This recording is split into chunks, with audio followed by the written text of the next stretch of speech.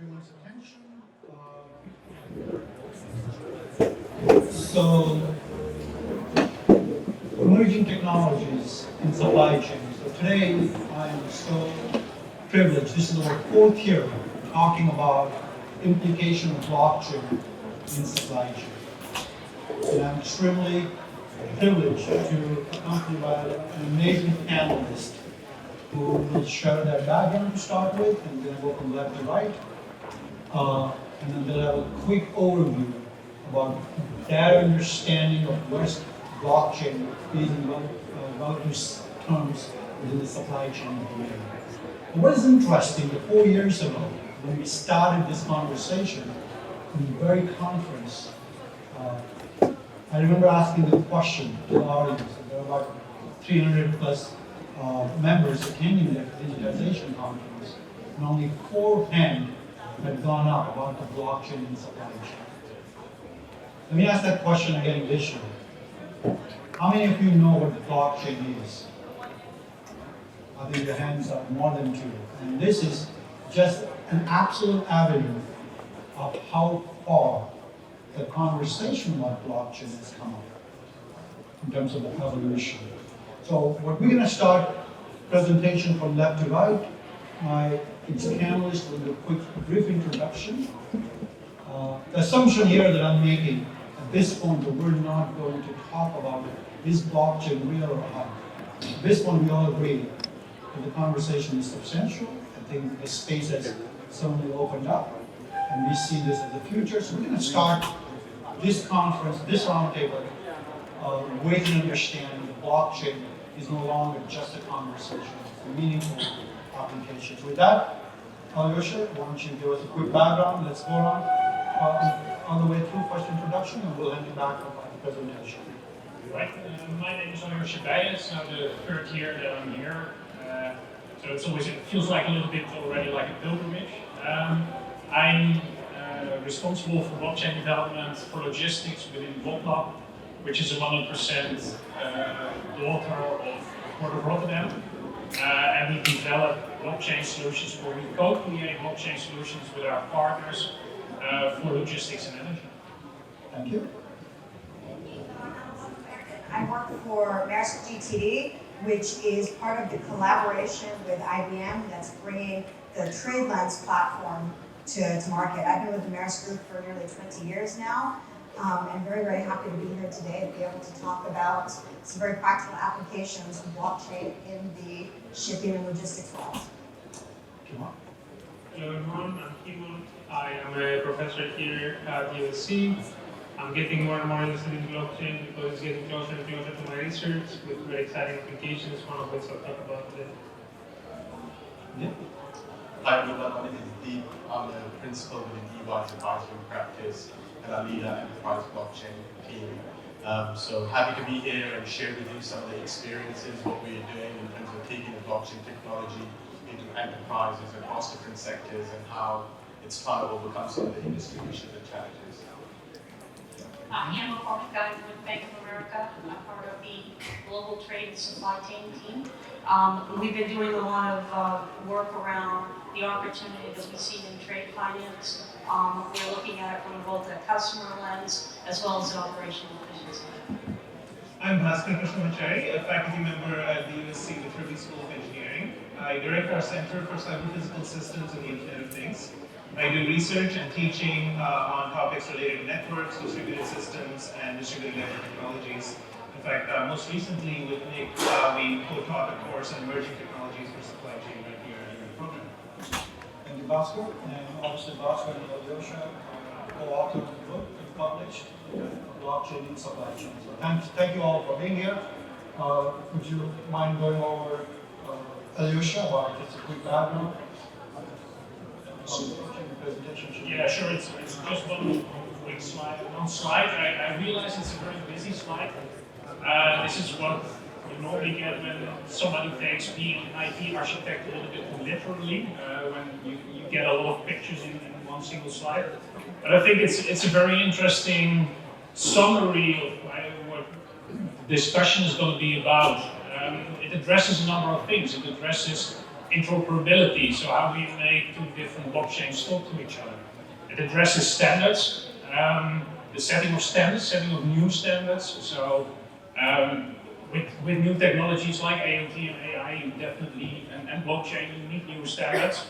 I also would like to advocate that we should make better use of existing standards and try to make up new standards when they are already there. And what we also see there is that in order to really automate global trade, we need to take a holistic perspective.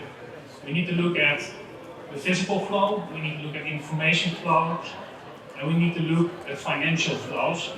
And blockchain is actually so perfect for seamlessly integrating these three different flows that when you do it right, you get this fourth layer, which is really this layer of trust. And that is what blockchain adds as a technology, is that it's basically creating trust in a trustless environment. So if I look at this whole picture, it is not also about only blockchain, it's about other technologies, it's about IoT, it's about existing platforms, it's about the Amazons and other platforms that are already out there. And somehow this all has to work together and has to be integrated together. So this kind of hybrid world, for this you need what I would like to call a super connector. That is something we built together with ABN AMRO, a Dutch bank, and Samsung. Well, I don't need to explain who they are. In order to make sure that there's a way of ensuring that assets and data that is being transferred between different blockchain solutions, but also between non-blockchain solutions in legacy systems, you somehow capture the essence of keeping the integrity of these assets and data intact. Because that's what blockchain is about. It's about creating validated data. So it's not about data in itself, it's about creating validated data. And by doing it, it also allows the possibility to really transfer ownership within the supply chain. And that is a critical aspect, I would say, right now in today's supply chains. Thank you very much. Alison.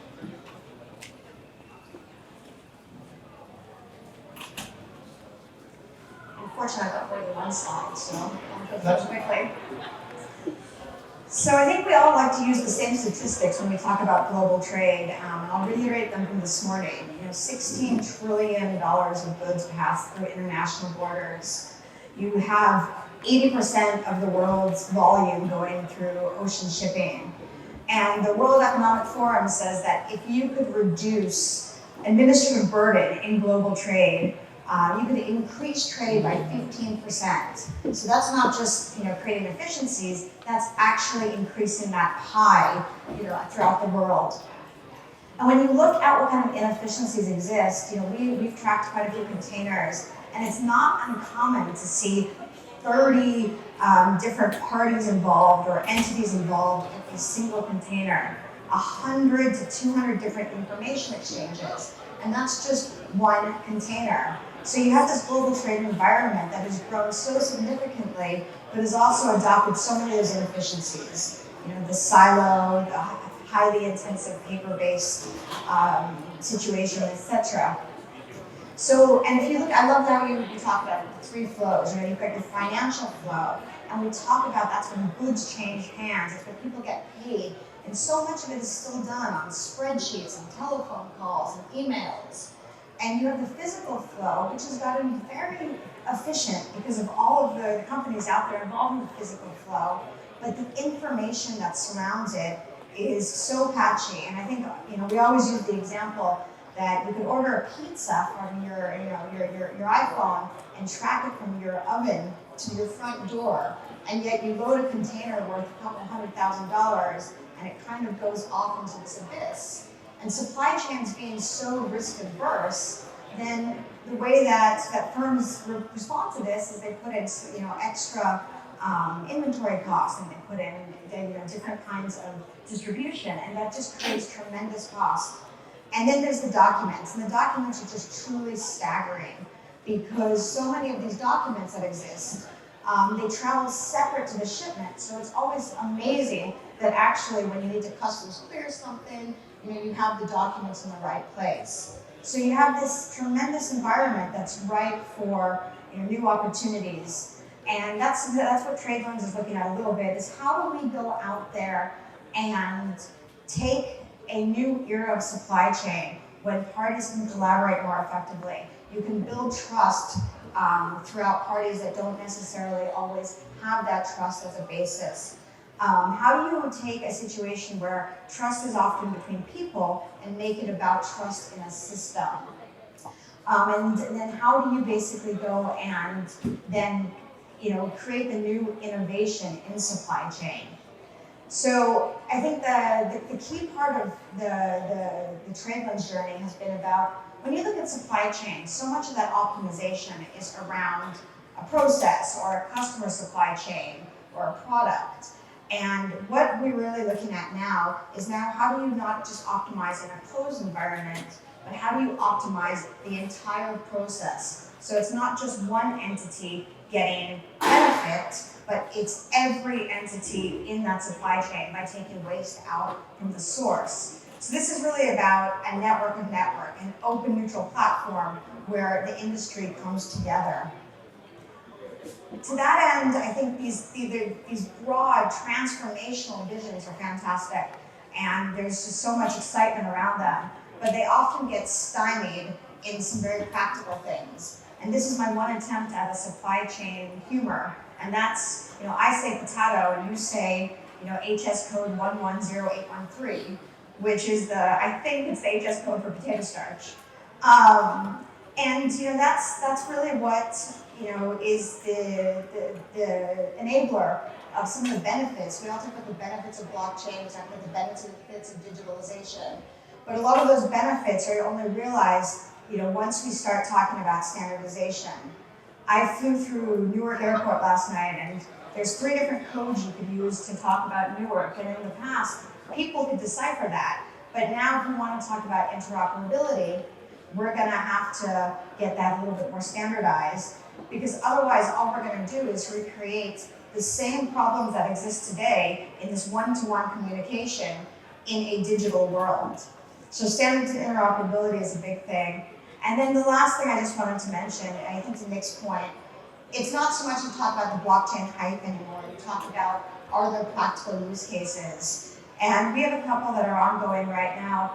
And the key themes of those are both, how do you connect the ecosystem and how do you connect it with trust? So if you look at paradigm shifts, not just optimization, but real paradigm shifts. We're working with Canadian Customs, for example.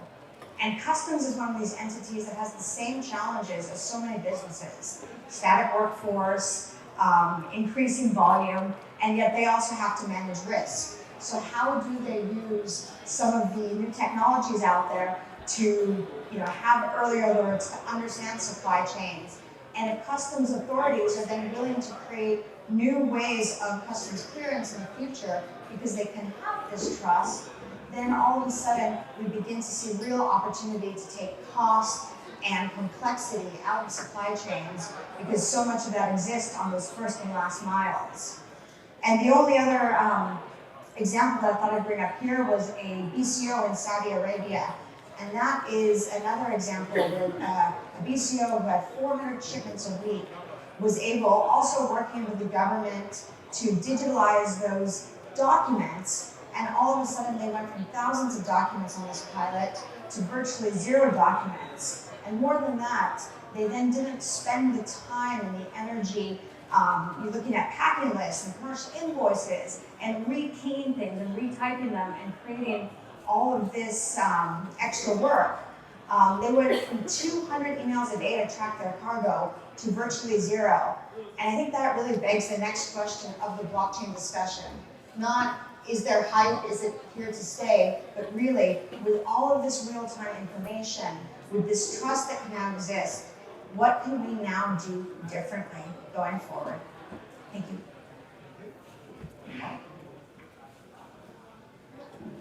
All right, hello again. Next slide, more for a disclaimer.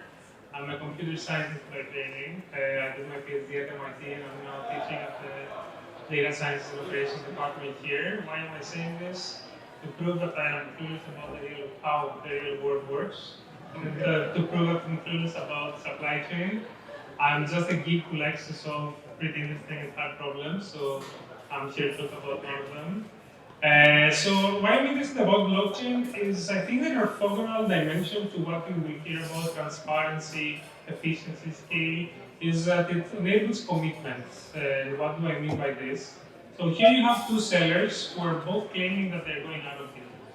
One of them is credible, the other one is not. Would you trust Toys R Us that they're going out of business? Yes. So probably there are good deals there. Would you try the Indian jewelry and craft store that are actually going out of business? No. So which one conveys information and which one doesn't, right? And in which case would you trust that you would get a good deal? Obviously the Toys R Us case. Alright, so let's keep this in mind and see how we can make use of this. Assume that there exists a world where sellers, platforms, entities can credibly communicate. One example would be, let's take a news platform, let's take Facebook, that can credibly communicate based on the machine learning that they're doing, which articles are fake, which articles are not fake, and give you credible advice about what you should believe and what shouldn't you believe. If they do this in a credible manner, we show in a paper that was recently published that you can very effectively deal with the fake news problem by just targeting in a smart way, targeting people and news articles. Now, closer related to the supply chain, assume that there is a seller who can credibly convey information about quality of products, about inventory levels, about prices, but credibly is the most important. No cheap talk, no bullshitting is allowed. If you can credibly do that, we show that by doing this in a smart way, you can increase your revenues by even 10% without touching your prices, by just credible communication and by segmenting your market using this credible communication. And now, I did all this discussion assuming that there was a magical way where I can check that no bullshitting is allowed. And I actually implement this, and here's where the blockchain shows up. I'm sure many of you have heard about smart contracts. What are smart contracts? Somehow, there is a transparent way to check whether this or that happened. Let's translate this in the setting that I just described. Let's assume that I can have transparency in the way that the platforms, the sellers, the companies are conveying information by doing this through a ledger, through a smart contract. That immediately implements commitment, and it's something that technology so far hasn't been able to do, ensuring commitment, ensuring credibility. And now blockchain allows me to do this by doing small tweaks to the existing protocols. So this is what I'm working on, applications, supply chain. I think there are many, but I will be happy to hear more about your thoughts on this. Thank you very much. Well, thanks for being the part of us. But you were out Thank you so much. Let's click to the next thing. So the three things I wanted to share with you quickly. So I'm with EY. So EY is a professional services firm. Most of you guys know EY as the auditors or the tax guys. We've also have a very strong consultancy practice. So the three things I wanted to share with you today was what is EY's vision about blockchain technology, where we see this technology evolving for the next day. Share with you some of the capabilities that we have internally within EY and helping our clients try to use blockchain technology to overcome some of the issues and challenges that they have. And lastly, what are the things that we see as must-do events to really take blockchain to cross-enterprise adoption. So those are the three things I wanted to cover. So in terms of the vision, what EY has, blockchains will do for networks of enterprises and business ecosystems what ERP did for a single enterprise. So most of the global companies, multinational organizations, large-scale companies have an enterprise resource planning system, SAP, Oracle, Microsoft Dynamics, just to help streamline the processes within their own organization. We see the real potential of blockchain is to connect cross enterprises. And it comes down to some of the comments that were made earlier around transparency and trust. And we really think blockchain is a key enabler for that. So that's our vision. So what is EY doing in terms of building its capabilities and driving the awareness of blockchain to our clients? So the way we've kind of classified our operating model is focused on three key areas. One is consulting services to our clients. The second one is research and development. And lastly is a delivery capability. So in terms of consulting services, we have now over close to 500 practitioners in our advisory practice that focus on blockchain technology. And we help clients that are across different sectors, from government, public services, to oil and gas, to financial services, life sciences, so across different sectors, and help them identify use cases, not only just in supply chain and operations, but also functions like finance and HR, and some of the other operational functions to streamline those activities within their enterprise, but more importantly, connecting them with their partners, with their suppliers and customers. The other thing I just really wanted to share with you is the level of activity, what we've seen over the last few years, the interest in blockchain technology from our client base. So we started off as our first project in blockchain in 2016. And in the last quarter, we had 350 new projects that are tagged to blockchain. So you can see a huge spike that's taken up in terms of activity and interest from clients that are, globally from different parts of the region, across different sectors, that have demonstrated an interest into this. The other key thing is the maturity of the application and technology itself. The thing I can correlate to very closely is RPA, so and automation. When that came into, in terms of enterprise adoption, very much used as a POCs, and then eventually moving it into pilot and production. The same pattern is what we are observing now with blockchain technologies. Enterprises are maturing very quickly in terms of adopting these solutions into their processes. There is a move away from just doing a proof of concept to saying, okay, well, we trust the technology works, let's go into a pilot or minimum viable product that we can scale up. So we're definitely seeing a lot of traction in that. So in terms of what the future holds and how we realize our vision, which is to really have blockchain be used as an industry utility and having these ecosystems, multiple organizations and enterprises operating and transacting on a network securely, we see four fundamental things that needs to happen in order for it to be adopted. Number one, I think there needs to be a move away from the notarization to tokenization. We talked about smart contracts and how to actually use smart contracts to drive trust and transparency. The same way we need to digitize our assets and track them across, and it could be your shipment of mangoes or coffee beans or whatever product that you have along the value chain. If it's tokenized, I think it's easier for it to be put on a blockchain network. The second piece, what we really see a shift is move away from cryptos into fiat, and that's very important for large-scale enterprises because the volatility risk that you have with cryptocurrencies is fairly high. So the only way to kind of navigate that is if there's a certain move that recognizes fiat currencies, and I know Libra and others are trying to make a way in some sort of a hybrid mechanism towards that, which is the right way to get there. But for large-scale enterprises to really transact in the blockchain network, I think they'll be much more comfortable using fiat currencies like US dollars or pegging it to euro or some other currency versus Bitcoin or another cryptocurrency. The third thing we touched on earlier, some of our panelists did around interoperability. So what we are seeing so far is all these separated blockchain networks being created. There's one network that does procurement, one network that does logistics, one network that does track and trace. So I think it's very important to integrate all of these networks together. So interoperability is going to be key in terms of coming to a point where you have enterprises that are working on Ethereum can interact with companies that are working on Hyperledger Fabric. So I think that kind of interoperability and integrated blockchain network needs to happen. And lastly, and most importantly, what we see is a shift from moving away from the private blockchain networks to being really public networks. And that is fundamental to large-scale adoption.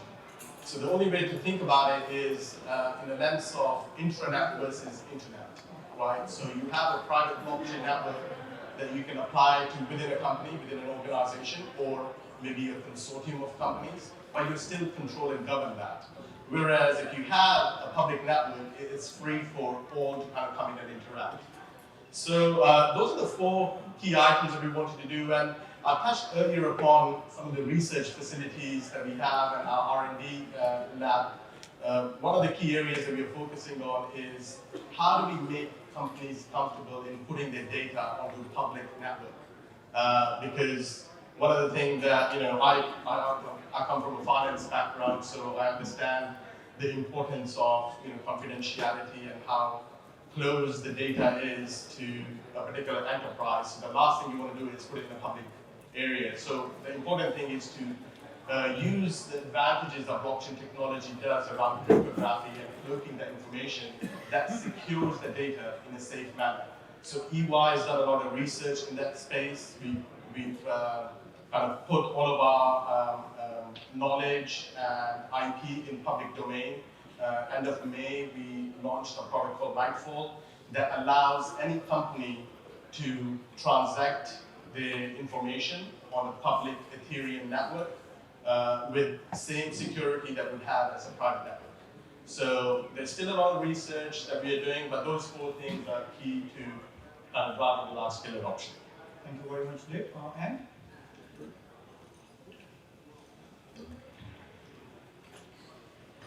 So we're probably going to echo a lot of the same things that you've heard, which is good. I guess we all see the world in a very similar fashion. One of the things that we look at from the bank perspective is in talking to our clients, there's a lot of things going on in the broader, ecosystem, and there's a lot of emerging technologies. And how do they all come together and play together? You're going to talk about big data and some of the other emerging technologies. You even mentioned deep around AI and robotics, the smart contract piece of blockchain, and how do they kind of all come together, because certainly as from a bank perspective and seeing a myriad of clients in very different industries with very different needs, it's important to understand the entire ecosystem. But even the role of the treasurer, the procurement organizations that we've had a lot of discussions in these sessions on, it's evolving, and there's a lot of opportunity to change the way things are being done today or have been done in the past around this kind of disruptive technology. So we're kind of looking at it from a big picture perspective. Steve and I had a quick conversation about it. In 2016, we were all talking about POCs. We did a POC in 2016 with Microsoft, and what we saw very clearly is an opportunity probably that we have never seen it. We haven't seen in trade in some time, or a business that's very paper-oriented in the entire supply chain. So everybody's got different pieces of that, and how does it come together, and how can you leverage this? And one of the things that's interesting in trade finance, as you look at the supply chain, is the amount of counterparties. So you have a buyer, a supplier, a buyer's bank, a supplier's bank, and they all have to cooperate.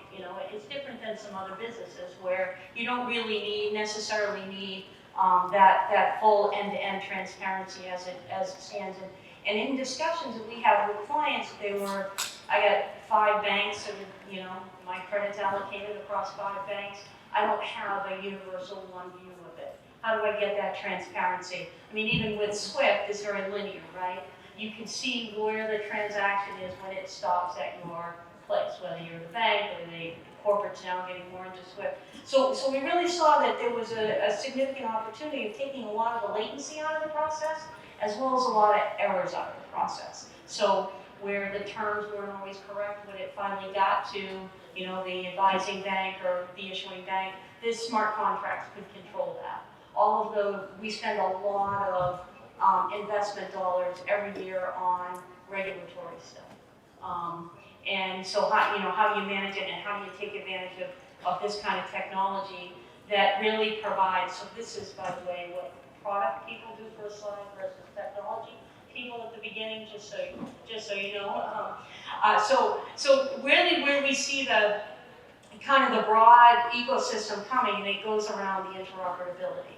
So we can talk at bank around the financial supply chain, but that's fed by the physical supply chain, and whether those goods are, financeable, what have you. You can take risk and fraud out of the system by having that traceability within the blockchain itself. Another really significant piece when you look at potential opportunities are the KYC and the AML that we're all required to do. I mean, know your customer is a pain in the neck for everybody. It's not a competitive advantage for anybody.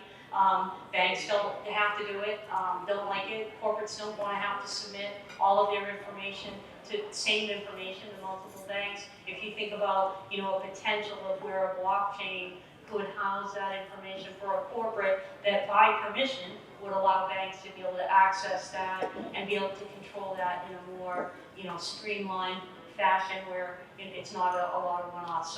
So we really look at this ecosystem as how do you interoperate, how do you connect all of these different blockchains. Even within the financial space or the physical space, there will be multiple ledgers out there. And where in the discussions we have with our partners and technology providers, it's really a matter of the open interoperability of those ledgers to talk to each other. And you really see within this space, they get that, and that the key is not going to be one killer ledger. It's going to be the ledgers that talk and be able to bring the whole piece together, which is really what that slide is trying to depict. So this slide has pretty much held for us for a number of years as to where we are in the blockchain, timeline. 16 was a lot of POCs. I probably got 10 white papers a day in 2016, and then the POCs were starting to happen, and now it's pilots and transactions. I do believe that where we were in 16 was proving the technology. That happened pretty quickly. And then it came to how do you operationalize that? How do you learn? How do you connect? How do you build the technology so that it evolves? And as we said, is interoperable. And then ultimately, how do you expand beyond those others? So we look at this timeline. The adoption piece of this is what's going to make it successful. So the ledgers can do whatever technology-wise. If nobody uses them, it doesn't really help. So that's what we see. The key is, by 2022, we think this space looks very different with some pretty exciting opportunities. Thank you. Bhaskar? So I want to talk about some of the activities that we have ongoing at our Center for Cyber-Physical Systems and the Internet of Things. Blockchain, quite broadly, has been of great interest to our students and faculty and researchers on campus. We've had now for almost 2 years courses both at the undergraduate level and graduate level that touch on blockchain, in some cases exclusively. We have annual events and symposia and workshops on campus quite regularly focused on this area. And in the last year or so, have really been starting to publish a lot of papers as well from a technology perspective. Thought I'd give you just a little bit of an idea of the kinds of things we've been working on. So my own interest has long been in the area of IoT, and of course it plays a big role in supply chain applications. But if you actually look at some of the software frameworks that are out there for IoT for allowing devices to publish streams of data and consumers to be able to subscribe to those streams of data, today that software technology is largely centralized. There are brokers that would have to be owned, maintained, and monitored by one organization, which makes it very difficult to take IoT deployments to multi-stakeholder environments across a large supply chain. So one of the projects we have ongoing is to build a truly decentralized framework for publish-subscribe that leverages blockchain and distributed ledger technologies as a backend to be able to make this decentralized so you don't have a single broker that is responsible for providing that verified stream of data. We heard about smart contracts and the problem of commitment. A very classic problem is of buying and selling a digital good online. So if I have a file, say, that I'm willing to sell to you, either you have to pay me first, send me the payment, or I would have to send you the digital good first. In either case, if this is happening over a network and the parties don't trust each other to begin with, there's a fear that the other party will abscond with either the data or the payment. And so we've developed a smart contract that uses double deposit escrows verifies that the transaction has gone through on both sides satisfactorily before refunding the escrow, and can actually show game theoretically that this is a cheat-proof mechanism that allows buying and selling of digital data online without requiring a trusted third party. We're looking at how do you build in micro-payment streams into the way you browse the web.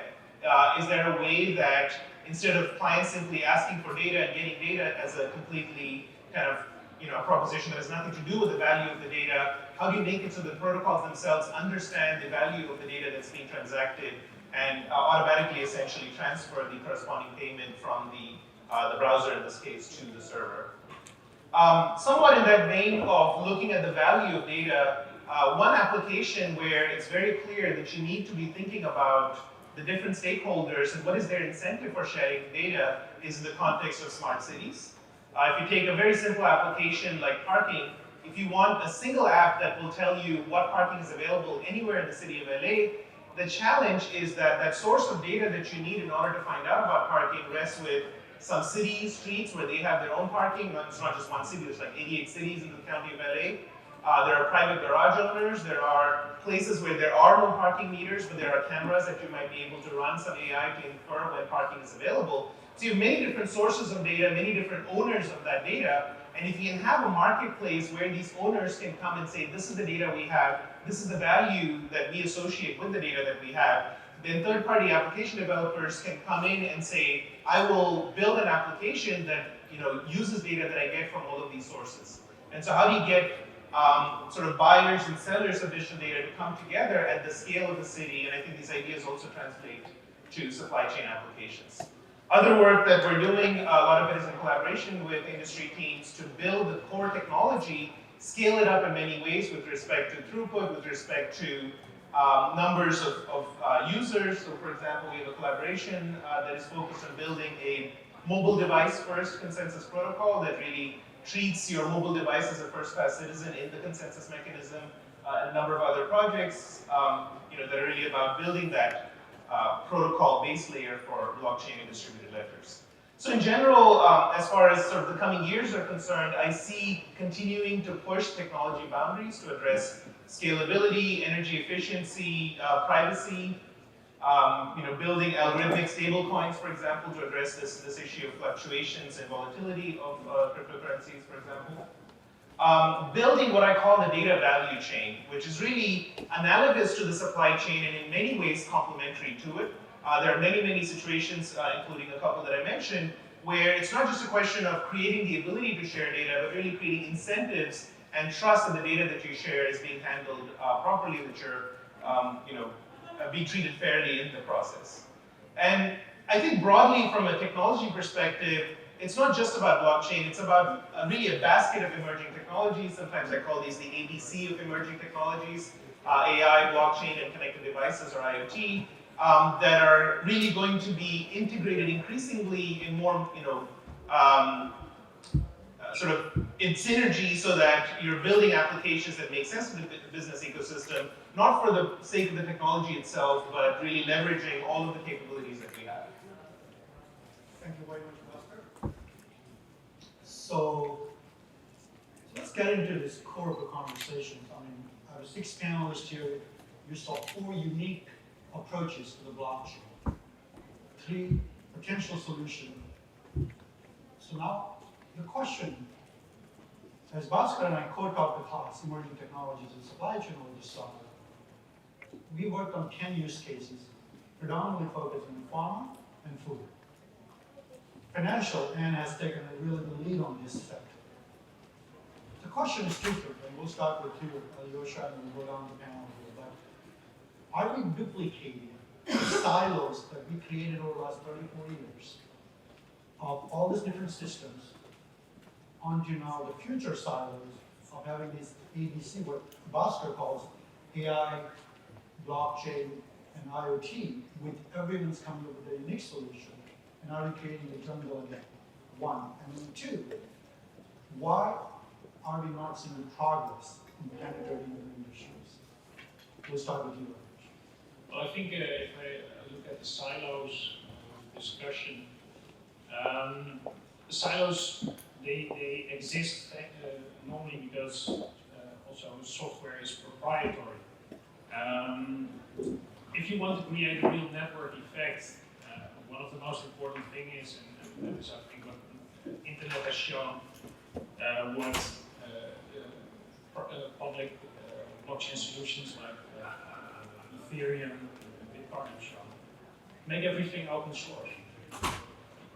Then that speeds up the development, it speeds up the openness of the system, and it allows people to work on the same protocols without having to be tied into those particular silos. Because all of these silos exist because supplier X builds something, and then supplier Y builds something, and then nobody ever thought about that these have to be integrated.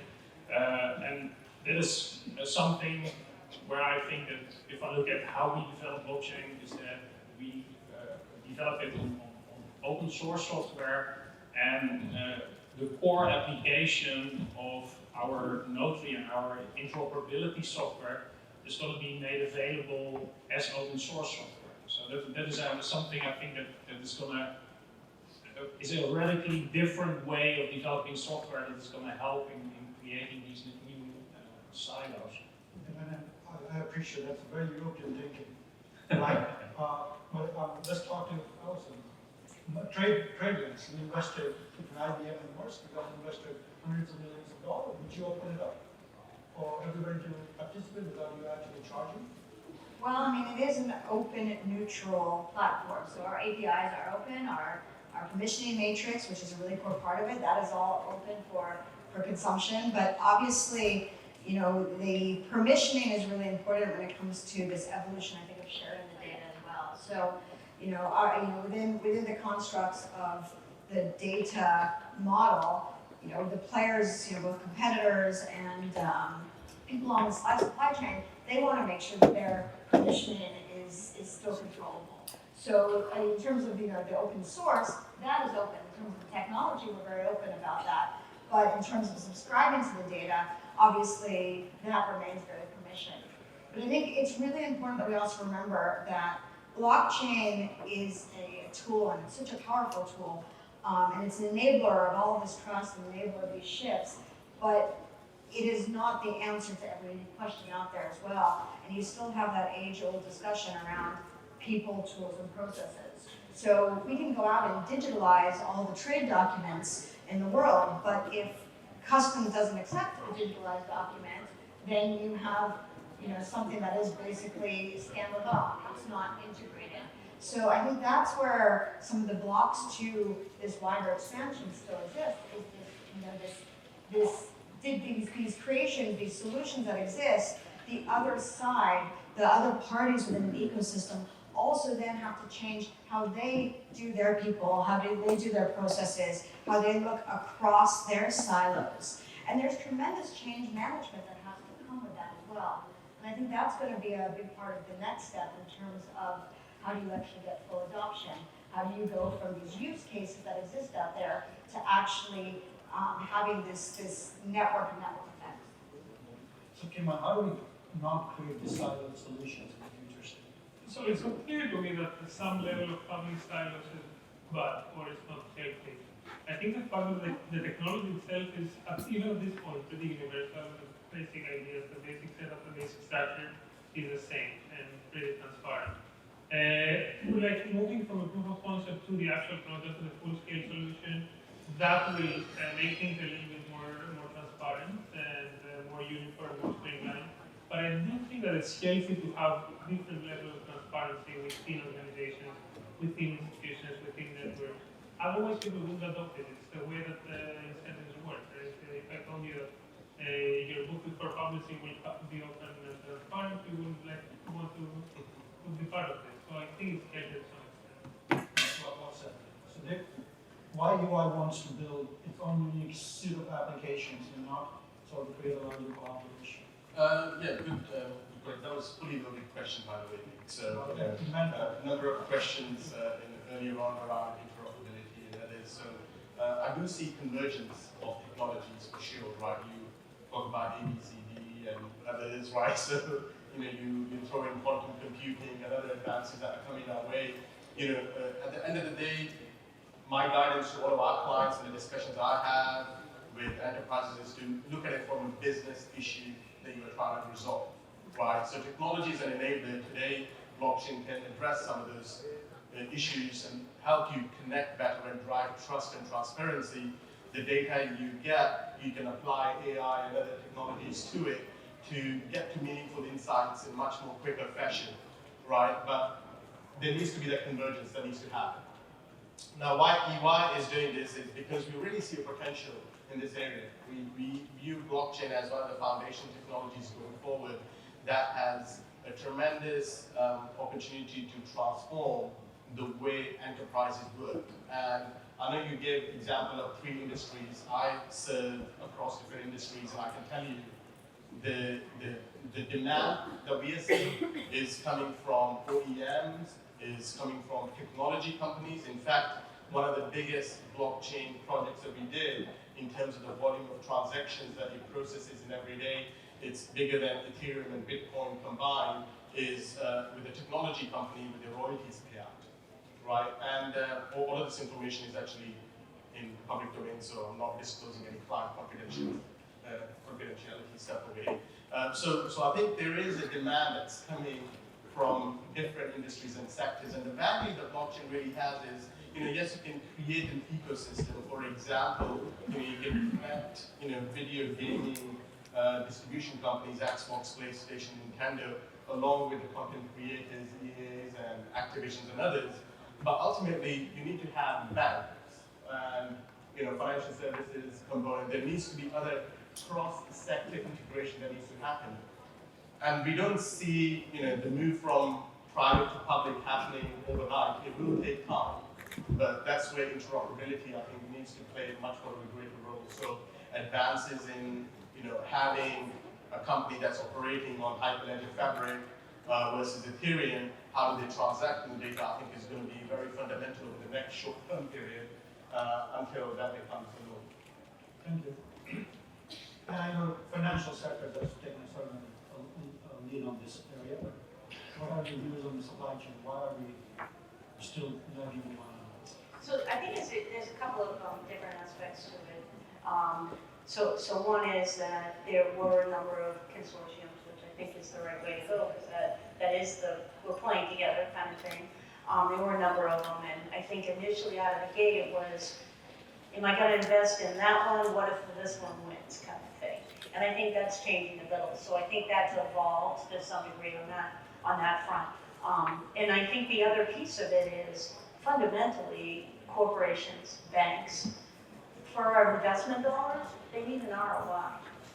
And innovation can be a real problem for an ROI because it's not as predictable, right? So it's one of these things that it's been, it's fascinating to listen to, like Walmart has a problem with their distribution. Well, they can't turn over their ROI for the innovation fast enough because of that. Now, we are seeing, we certainly budget innovation budgets, but really people are looking for an ROI. And I can tell you right now, can anybody tell me what it's going to cost to transact in the blockchain? So how do you do an ROI if you don't know the cost structure? So, there's some challenges. Everybody can talk about regulatory and standards. That's not going to be the hardest thing. Honestly, I think governments want this because it gives them way better transparency as well. And it will take some fraud out of the system. I think at the end of the day, it's the investment dollars, and the ability to get adopted across the board, because it's not just banks that have to invest, it's going to be the corporates.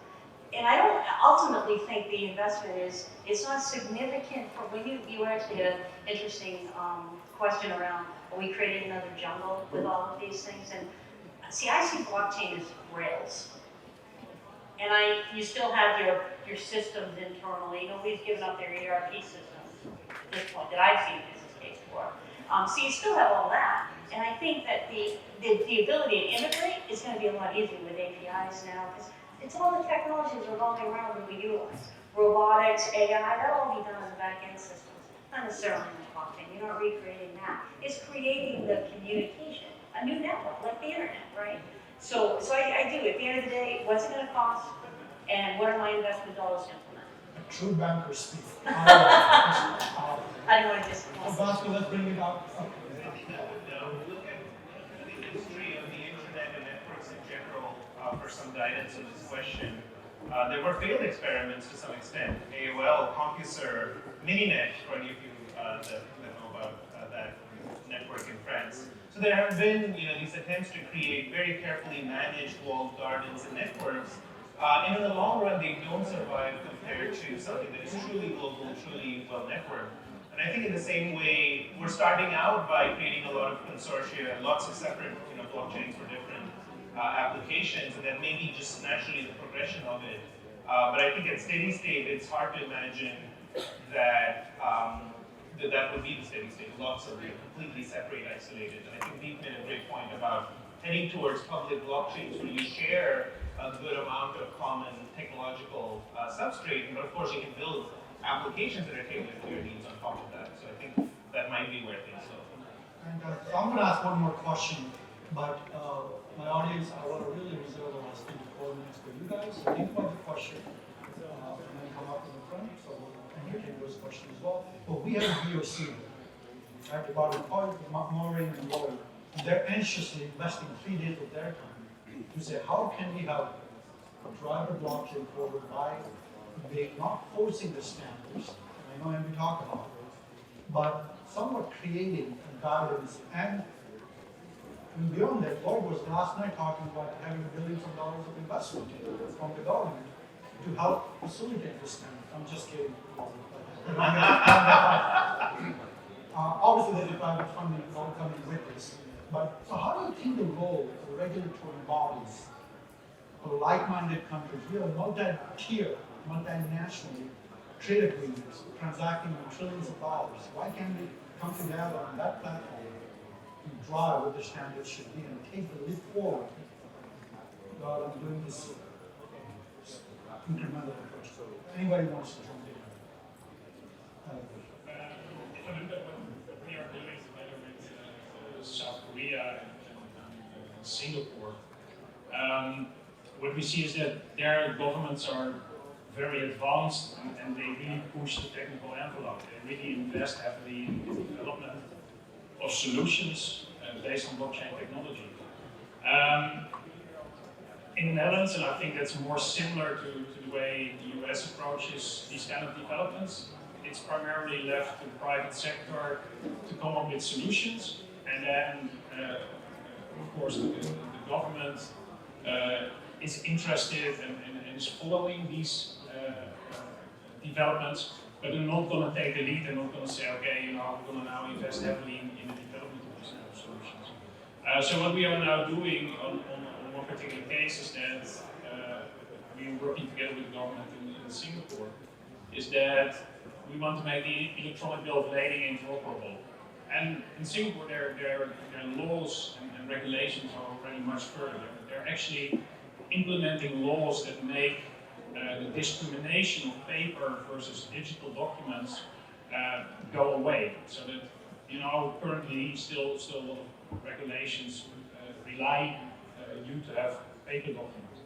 So what I suggested in the Netherlands to government agencies like customs, but also their inspection agencies, let's make a sandbox environment. I'm not going to ask you for money. The only thing I want is that you allow us to work together with countries that, and in a sandbox environment, so that we can prove to you that these technologies actually make your life as a government easier, make your life much more efficient, and still provide the same level of guarantees or even more guarantees, because everybody knows that paper is why do we trust paper? That's something I never really understood. It's so easy to copy. How does a banker inspect whether a bill of lading is real? He just feels the paper and feels the print of the autograph. That's how it worked in the dark ages, basically. And we are still applying this kind of technology, these kind of ways of working to 21st century processes. And that is what that is what we are doing within Whatnot, to experiment, but also to go to the government and tell them, allow us a sandbox environment where we can show that it works differently and that it works better. Yeah, just to build upon some of the stuff, I think, if you ask hardcore blockchain enthusiasts, the whole notion of blockchain was to remove decentralization, right? So not have a centralized authority or guardrails around rule sets to operate. So that was the whole notion of blockchain network, to have the direct peer-to-peer connection. But I agree with Nick in terms of the enterprise adoption and large-scale deployment. It's very important to have some guardrails, not hard set rules, and most likely these things are going to come from government as a Big Four accounting firm, along with our other 3 accounting firms. We regularly give PCAOB, SEC updates on what we are seeing around blockchain technology and how they can set some sort of guardrails around that. And I think it's important to do that. Now, how do we actually do it is through different mechanisms. Working with governments in, you mentioned Singapore, we're doing similar work in Malta and Estonia, where government is taking a much more active role in defining some of these rule sets and governing principles to drive adoption of the technology. And I think that becomes a little bit easier. Similarly, from the US side, I think we're making progress, but it's been a little bit slow in that. Just to that point, you want to recognize Lauren Smith from the Department of Commerce. We did actually submit a letter of recommendation to Secretary Wilbur Ross about blockchain in supply chain, and the recommendation really accelerating guidance on these future applications. Bhaskar? A comment I would make is that there's always a tension between innovation and regulation. And perhaps those of you a little bit more mathematically inclined might appreciate this analogy. Sometimes if you're looking for the optimum solution in a search space, you can't just be looking within kind of your neighborhood of a feasible point. You might need to relax the constraint and then look around and find a solution that's better. So in the same way, there has to be a period of time where you loosen the regulatory boundaries, perhaps through sandbox environments, as Alicia mentioned, so that you allow the possibility of creating new solutions, and then think mindfully and consciously about what regulatory frameworks make sense in this new kind of technology framework. But to always expect technology development to happen within today's regulatory framework, I think that's where a lot of tension is. So I'm just going to cite just quickly. The Wall Street just published about last couple of days ago of blockchain applications within airline industries. And there are 3 things that they actually summarize, the challenges. I think some of the things we talk about it, evolving technologies. Airlines are afraid that if they do make an investment, ROI, technology is rapidly evolving. Am I making a right bet? And who do I bet against? And who do I bet with? The second was the regulatory uncertainty. They're afraid, like what Bitcoin is realizing, the government can wake up one day and say, you know what, I'm sorry. That is absolutely, I'm either going to tax it or I'm going to completely abolish it. So regulatory uncertainty, and then the last which was consortium participation. We talked about here. So the things that we discussed here seem to actually work even within the large industry, which has been known to actually collaborate in data portability much better than any other industries. Kiran, what do you think? Is actually the fact that we keep on associating blockchain with crypto is a little bit problematic in the sense that cryptocurrency can be associated with bad practices. It's a completely separate discussion, and I think it's unfair to bring it up whenever we're talking about blockchain. I think politically the biggest obstacle we'll have to overcome in order to get full adoption from governments and enterprises is this exact association. Everyone is worried about associating with this technology publicly with a big scale because they will think we'll be funding terrorism. It has nothing to do with that. Crypto is a completely separate thing. And yeah, so it's... I do agree crypto is completely different things. My point was, the government can actually, if you have regulatory uncertainty or not have any guidance, the companies are hesitant to make big dollar investment because they want some guidance that if I bet $100 million investment like Fredlands did, that there will be a support structure at some point. The government will come and say, we'll support, or we want to create obstacles against it. Any thoughts from other panelists here? You know, the commercial models are very important. People who are investing in this technology, what's the ROI going to be? It's very important. So this is where, you know, you do see, you know, technology companies hedging and, you know, making a large amount of investment in this because at the end of the day, they have access to data, they have access to infrastructure that's needed and the compute power needed to materialize blockchain networks. So there is a value prop for the technology companies to come in and invest. And I think that's very clear from, you know, the work that you see now. One thing that we have noticed is the consortium models. There's a number of consortiums that have been formed. At EY, I mean, last week I was checking with my team, we were tracking 72 active consortiums globally that are currently established. And out of the 72 consortiums, very small minority of the consortiums are currently active. Most of the consortiums are still struggling to define the rule sets. And these are consortiums with industries that are very tightly integrated, like financial services, like agribusiness. You know, the grain consortium, it's only 3 or 4 companies that do grains, and even they're not agreeing to basic foundation needed for blockchain network to disperse data. So what we are seeing, and the observation that we have, is the founder-led models are much more important to get traction. So one organization needs to put a stake in the ground, develop a solution, and then invite their peers to come in and join if there's a value prop. I think if you start involving all your peers up front, we are seeing a lot of time and effort being spent in boardrooms and whiteboards without actually doing hardcore development in technology itself. Too many shots at the kitchen. So, no point well taken. Let's take the question from the audience before I have the closing remarks. You would have to come up, please. Thank you.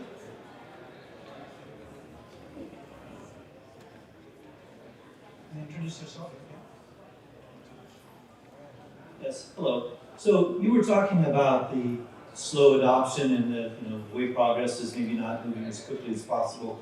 I wonder if you could comment on information that granted about a year old or so, is the blockchain itself is slow. And the parts of blockchain that you don't build a complete blockchain application.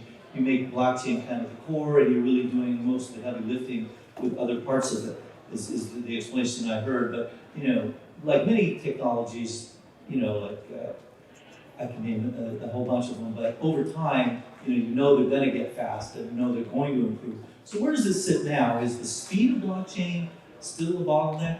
And how are you kind of working around it? Well, first others can add in as well. So this is one of the kind of very commonly asked questions that we have from our clients around blockchain and speed and scalability. And if you think about blockchain, it's really a batch processing transaction, right? So you have a bunch of transactions, there's a compute power needed to solve the equation and create the next block. And as a result, there is a scalability in terms of how many transactions you can ingest. We are doing quite a lot of research in terms of scalability. How do you improve the number of transactions and what type of consensus mechanism you use to drive the validation of the previous transaction to create the next block. So there's a lot of development that's happening in there. So previously it was thought that it would be risky for a credit card company like Visa or MasterCard to be able to get onto the blockchain network because of the high volume of transactions.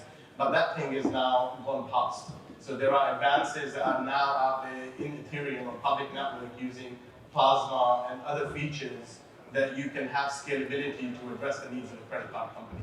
So while it was a concern before, but I think that's already been addressed now in terms of the technology and how it's moving. I don't know if others. The fundamental business problems that are out there. And you've got CEOs that are sitting there and saying, I've got to develop the products of the future. I need to deliver the value today. I need to be able to figure out which ecosystems I want to belong to, which technology do I want to invest in. And I've got to deliver a customer experience that keeps our financials on track. And I think that there's the side of the technology, then with blockchain, you also start having a question around a lot of data out there. And I think that that's been a paralyzing factor in some ways, because hand in hand with this trust and all of these new technologies, IoT and Internet of Things and the 3D printing and everything that is moving in this space, there are so many data points, and all of a sudden organizations are also overwhelmed by the sheer amount of data out there. And they're having to go through and then say, how do you turn data into insight? How do you turn data into something we can practically use? So, and how do you build a return on investment? So when you start talking about adoption, blockchain, when you talk to organizations out there practically, I think most people agree with the vision. They get excited about what it can bring. But in the ability to deliver on business value and KPIs and objectives, there's questions to where this fits into priorities. So you've got the technology side, you've got the understanding side, and you've got the very practical business questions on what this delivers in the short, medium, and long term, and how to integrate that into a business model that probably has to change to adapt to this kind of technology as well. Two please, actually, from an academic standpoint. Our previous innovations we look at, going from this mainframe servers to the cloud, going from transacting on the ATMs to going on the internet banking. Typically, it's a 7 to 9 year cycle before we reach the inflection point. Do you think a blockchain will actually, from an academic standpoint, will follow that phase, or do you think this is a longer diffusion of lifestyle? You want to start then, and I'll take the. First of all, I was a baby when these changes happened historically. I wouldn't know. And so I can only predict this is complete speculation. But I mean, as every experimental technology, I think definitely it's going to go faster than previous technologies because there's so much investment, so much attention on this. I don't know if it's going to be 5 or 7 years. That's very hard to predict. I think there is a time span associated with the diffusion of technologies, because ultimately it's humans that adopt them, and it takes a while for us by word of mouth to, get around and get our heads around something and agree. I think that 5 to 10 year time frame for really mature technology adoption, consolidation of some of these really diverse consortia, moving to systems that are much more public blockchain based and so on. I think there's a lot of shifts that have yet to happen, and then integrating all of this with the other emerging technologies like AI and IoT, I think it could even be beyond that. That actually really brings, if you are here, if you were here about 3 years ago, we started this conversation in 2016. That's 4 years. So next year, 8th Annual Global Supply Chain Excellence Summit, and potentially up to 12th Annual Global Supply Chain Summit, we will be talking about blockchain. And I think at some point, the diffusion of the cycle will kick in either on the 13th or 12th. I don't know, we don't know, but I think what you hear from the conversation in 2019 to the conversation we had in 2016, there has been substantial progress made. Substantial capital is flowing into this space. Innovation, use case we heard about EY's participation, and if I add up, and we talked about this in our class, Bhaskar and I talked about, that there's a tremendous traction, and the best way to follow the diffusion of the adoption curve is follow the money. If we follow just the correlation between the amount of money flowing into this technology and the diffusion, I'm betting it's a 7 or 8 year cycle. So 11th Annual Global Supply Chain Summit, we will have this panel followed by a panel of experts. Starbucks, Karl Mount will be standing here and saying how blockchain adoption at Starbucks. And every cup of coffee that you're sipping, you can scan that code and you'll know exactly which farmer was culprit behind the beans going into your cup of coffee. So I think hopefully this was stimulating. I know it's a lot of information. Every year I think we're inching away and clipping away a little bit at a time. But I really want to thank such an amazing panel and brilliant thought leaders in the space of emerging technologies, specifically blockchain. Let's go a very big round of applause to all of them.